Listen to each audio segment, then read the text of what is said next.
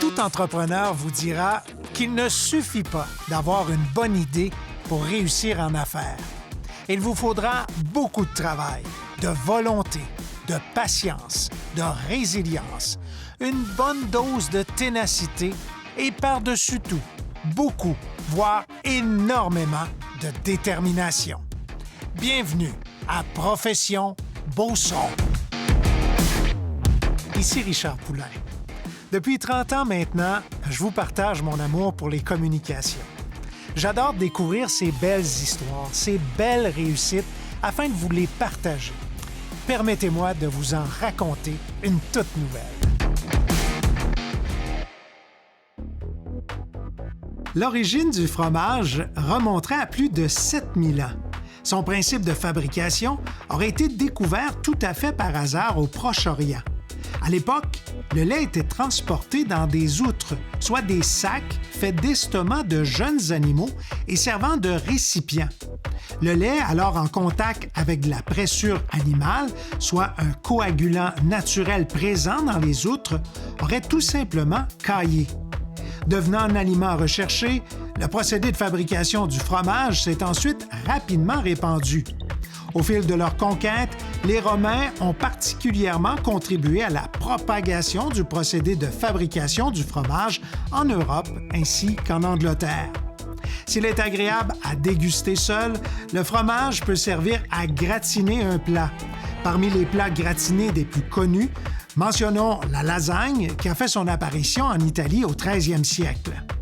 Il faudra par contre attendre jusqu'en 1957, toutefois, pour que le fromage vienne rehausser un plat traditionnel d'Amérique. Le nouveau plat aurait été inventé après qu'un client ait demandé au restaurateur d'ajouter du fromage sur sa frite sauce. Ainsi est née la poutine à Drummondville. En Beauce, la fromagerie La Pépite d'Or a débuté ses activités en 1995. Producteur laitier et homme d'affaires, Lionel Bisson rêvait d'avoir sa fromagerie dont le lait proviendrait de producteurs locaux. D'ailleurs, plusieurs des actionnaires qui ont fondé la fromagerie étaient des producteurs laitiers, comme le souligne le directeur de la fromagerie, Nick Fortin. Il était 9 quand ils ont parti. Lui et 8 autres actionnaires ont starté ça, ont commencé. Et il y avait là-dessus les 2/3, les 6 sur 9 étaient producteurs laitiers. L'entreprise s'est spécialisée dans la fabrication de fromages frais. Il est distribué sous diverses formes dans les dépanneurs et supermarchés, et ce, dans un rayon de 100 km de Saint-Georges. Celle-ci se démarque toutefois avec sa variété de saveurs. Nous, ici, on s'est spécialisé au départ dans le fromage frais, fromage en grains, en briques. Nous autres, c'est un fromage à pâte non affinée, style cheddar. Après ça, on s'est spécialisé dans le fromage twist, fromage filamenté, que les gens connaissent plus là, pour le fromage salé. Nous, on se démarque dans nos fromages en grains, oui, mais à saveur. Fait qu'on l'a développé, une expertise de ce côté-là. C'est toutes des saveurs qui ont été faites pour nous, recherche et développement, etc. Fait qu'on a plusieurs saveurs qui sont développés, nous, qu'on utilise, oui, pour la poutine, mais qu'on utilise aussi là, en vente là, dans les épiceries ou dépanneurs là, dans notre région. Le fromage de l'entreprise georgienne se retrouve également dans les établissements de restauration de la Beauce. On a des restaurateurs là, qui achètent nos produits, puisque nous autres, notre fromage, on le vend là, sous forme de râpé.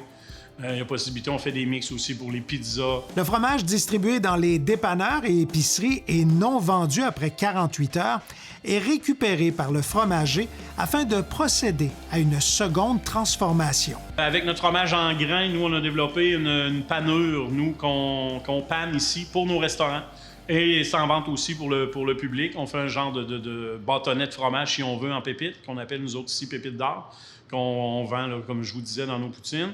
Sinon, tous nos meules peuvent être râpés, sont vendus aussi réfrigérés, on a des rabais. Mais ce qui reste, ou quand on a un plus grand volume, nous autres, on peut le râper, le mélanger avec d'autres fromages pour faire des mix que les restaurants ont besoin. L'équipe de recherche et de développement a permis la création du fromage pané. Nos fromages panés ici, on a travaillé presque 8 mois là-dessus avant la mise en marché. Puis ça fonctionne très bien. Là. Moi, au début, j'avais une fille par mois qui les fabriquait, puis présentement, on est à 2 jours par semaine de fabrication. Au fil des ans, la Pépite d'Or a consacré beaucoup d'énergie au développement de nombreuses saveurs. Dans le frais, on a 11 saveurs, en fait. Nous, exemple, nous on a le barbecue à l'érable qui est très populaire. J'en ai aux 3 poivres, 5 poivres, fines herbes, à l'oignon. On s'est même associé, nous, avec des agriculteurs de la région. J'étais associé avec Hugo à Saint-Côme pour les produits d'argousier. Fait qu'on a même développé un fromage à saveur d'argousier. N'étant pas un majeur dans l'industrie fromagère, le fabricant s'est trouvé une niche avec les nombreuses saveurs qu'il offre. D'ailleurs, on souhaite poursuivre dans la même veine et en développer de nouvelles. Avec les clients, de trouver quelque chose. Ça a été mis sur la table, mais ça va être relancé. Donc, c'est quelque chose à les relancer, essayer de trouver une nouvelle saveur. Oui, exactement. C'est tout le temps le fun d'avoir de nouveautés, quelque chose. Puis les gens aiment ça aussi, participer à ça.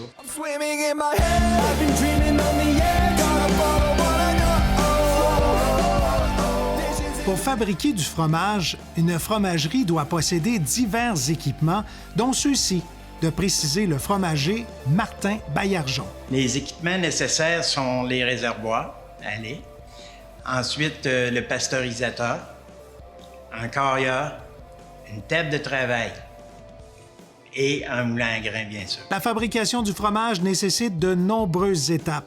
La toute première est la pasteurisation. Le lait va être pasteurisé dans un pasteurisateur. Lui, il va être chauffé à environ à 72-75 degrés et refroidi à 29 degrés. Par la suite, le lait sera transféré dans le cailleur avant de procéder à l'ajout de divers ingrédients. Et à partir de là, on met notre ferment.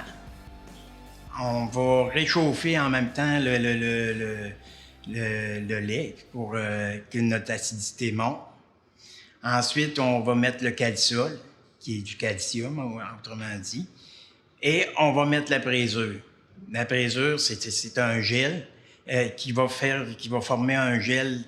Ensuite, on va couper après 30 minutes, ce qui va devenir du petit lait, du caillé, autrement dit, du caillé, appelé aussi communément du petit lait. Okay. Ensuite, il va brasser, là, on va faire notre cuisson là-dedans. Après, qui va durer 30 minutes. Après la cuisson, il y a l'étape du soutirage. Le soutirage, lui, consiste à envoyer notre caillé sur une table de travail. Après ça, là, il va y avoir l'égouttage, il va y avoir les blocages. Là, à un moment donné, on bloque. Qu'est-ce que les blocages? Les blocages, c'est qu'on pousse notre fromage, on compresse notre fromage pour faire sortir le petit lait. Okay. Fait que là, on débute, on commence par séparer notre fromage, notre caillé en deux, en le poussant ses courroies.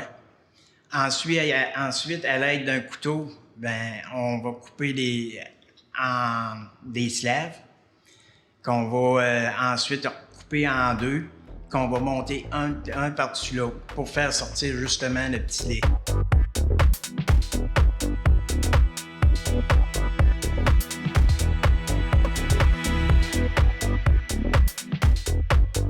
Une fois cette étape de 90 minutes complétée, on réalisera la coupe en slave avant de passer au moulin. Après avoir passé au moulin, on va saler. Okay.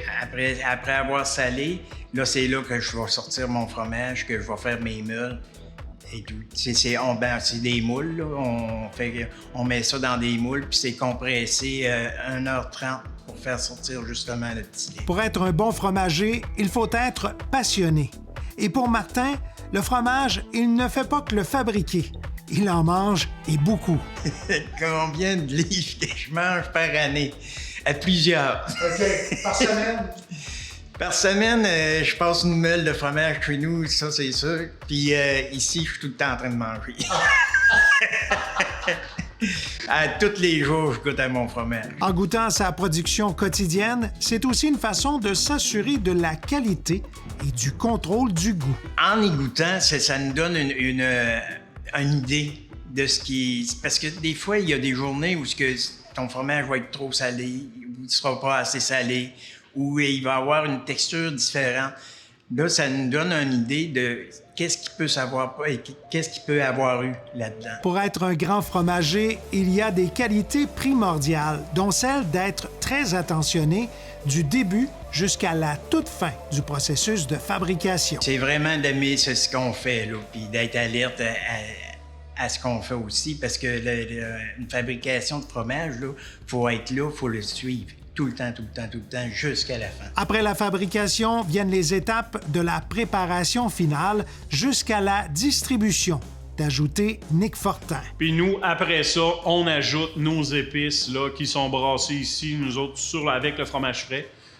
Nous autres, on a une équipe de soir d'emballage qui emballe pour que notre livreur, on a un livreur qui part vers 4h30, 5h le matin. L'entreprise qui a été récemment acquise par la fromagerie Boivin de Saguenay fabrique une bonne quantité quotidiennement. Ici, nous, on a un bassin de 3000 litres. Fait que je vous dirais, là, on est capable de sortir là, environ là, 300 kilos, 325 kilos par brassée. Le défi de la main-d'œuvre touche également cette industrie. La direction songe d'ailleurs à robotiser une partie de sa production afin de répondre à la demande. Parce que tout est fait à la main, nous, ici. Tout est fait, c'est tout à la main, c'est tout on appelle ça du jus de bras. Nous, ça va être de trouver des équipements qui pourraient, là, sans remplacer, en tout cas remplacer au moins pour ce poste-là. Sinon, nous autres, on déplace nos employés, ils vont aller en emballage ou quoi que ce soit. Mais notre défi pour produire, ça serait de robotiser là, une partie là, de ce secteur. Si la fromagerie caresse un rêve, c'est la reconnaissance du fromage en grains que l'on pourrait exporter ailleurs au Canada et dans le monde. Surtout le fromage en grains aux États-Unis, en Europe. Fait que j'aimerais ça que les autres pays, j'aimerais ça qu'on soit capable d'exporter ce produit-là. Là. Le coup de cœur de Nick Fortin est certes le fromage 5 poivres. Cependant, la clientèle diverge un peu des goûts de Nick et craque pour 2 autres saveurs. J'ai peut-être pas la bonne réponse. J'ai goûté les autres sont excellents aussi. On a un 3 poivres, on a un 5 poivres, mais je suis du type poivré. Je prends ma poutine avec ces fromages-là, 3 poivres, 5 poivres, avec une sauce poivrée aussi. Fait que je vous dirais, moi, c'est mon goût personnel. Par contre, la saveur la plus vendue, nous, est aimée, le barbecue est très, très aimé. Et notre fameux fromage à l'érable aussi. Avec son fromage, ses saveurs, la Pépite d'Or a poursuivi son développement en créant sa propre chaîne de restauration avec la Poutine d'Or. Nous autres, notre slogan, c'est « Créer la vôtre » et c'est vraiment ça aussi. On a un bar à poutine. On a 5 sortes de sauces. J'ai 8 sortes de viande, des légumes. J'ai des différentes sortes de fromages aussi que je vous ai énumérées tantôt. Pour le directeur de l'usine, Nick Fortin, chacun a sa façon de déguster le fromage. Que ce soit en collation, pour agrémenter un plat principal, il peut être mélangé à toutes les sauces. Chacun a ses goûts, là. C'est sûr qu'en grains frais avec des chips, moi, tout le monde, je pense que tout le monde aime ça. La fameuse brique qu'on peut couper en cubes, qu'on peut faire les tranches, etc. Je pense que chacun a sa recette. Moi, je sais que on peut mettre du fromage en grains dans la lasagne, on peut l'en mettre dans le spaghetti. Fait que je pense qu'on peut le mettre partout. Même que nous, tantôt on parlait un peu des retours, on a notre fromage qu'on panne, en pépites panées aussi. Fait que je pense que chacun a sa recette, puis c'est le fun. Moi, il y a beaucoup de gens que je pose des questions. Fait qu'on a souvent des idées là, avec nos clients. Dans ce marché plus que millénaire que celui du fromage, il faut se lever tôt pour se réinventer, améliorer ses façons de faire, revoir ses produits et offrir de nouvelles découvertes. Le tout demande patience, recherche, minutie, un brin de folie et mettre beaucoup d'amour dans ce que l'on crée. Pour y arriver dans un marché très ciblé, il faut s'entourer certainement de passionnés. Pas de ceux qui prétendent l'être, mais de ceux qui en mangent.